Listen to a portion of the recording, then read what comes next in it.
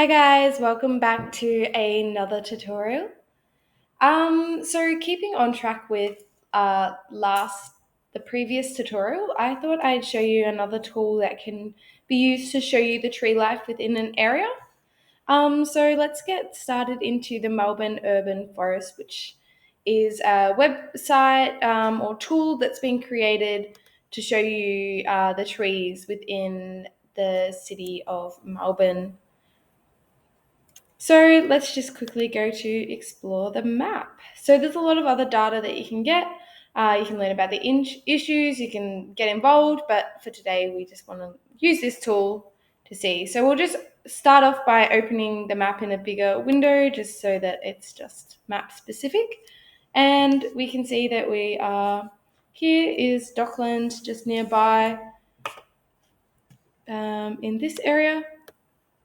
And then we can just use this tool here to zoom in and out of the window. Now, if we want to, they haven't quite got to modifying any precincts of the area, but I think that'll be in an upgraded version. However, if we want, we can divide our map into different parts. And this is a really good overview. We can see, okay, this is where all the parks are. It's a really great way to go and identify where the parks are. We can see all the park trees, vice versa. We have all of the street trees. And alternatively, we can see all of the trees that have been planted within the last decade. And I think this is a really, really good tool to use because it's important to know when a tree is being planted, as that does affect, for example, a tree that's younger has more chance of dying, firstly, but also means that it may not be fully developed and might not have as much overshading or coverage as what a, let's say, 50 or 20-year-old tree has. And trees that have been planted more recently obviously need a little bit more care and love and nurture. They're probably a little bit less durable and more likely to die. From this, we can then use our map. Let's just look at the trees planted within the last decade and see what we've got happening here. So we just click on the trees. The way we can quickly identify what the tree life within an area is just by looking at this little legend here that basically tells you the shape, tells you what sort of tree we have, so our oaks, gums, etc. And then also shows you the age of the tree.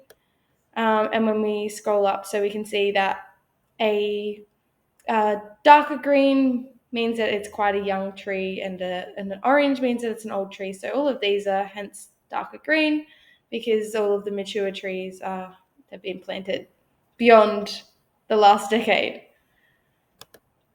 So let's click on this tree. Chinese pistachio tree we can see is there. And we also have the ability to email the tree, but I don't know what that means quite exactly. But I guess it's just a fun interaction with the tree. We can also see all the different trees just by clicking on them, what they are, and the data associated with each tree. That basically overviews this tool. Unfortunately, it only extends into Melbourne CBD, so we're not going to get much data showing you the trees in the broader context of Melbourne, and it's even the surrounding suburbs. It's only Melbourne CBD based. I would recommend referring to OpenTree. I think it's a great source, very similar to this, and probably shows you a little bit more detail and enables you to filter out the tree life a little bit more. This is a really good, accurate data source for Melbourne CBD. However, OpenTree Map is just as reliable, if not more so, and gives you a little bit more variation between the information of your tree and how you filter that out because it, as shown in the previous tutorial, enables you to filter out depending on a whole range of objectives such as the tree health or the tree diameter, etc.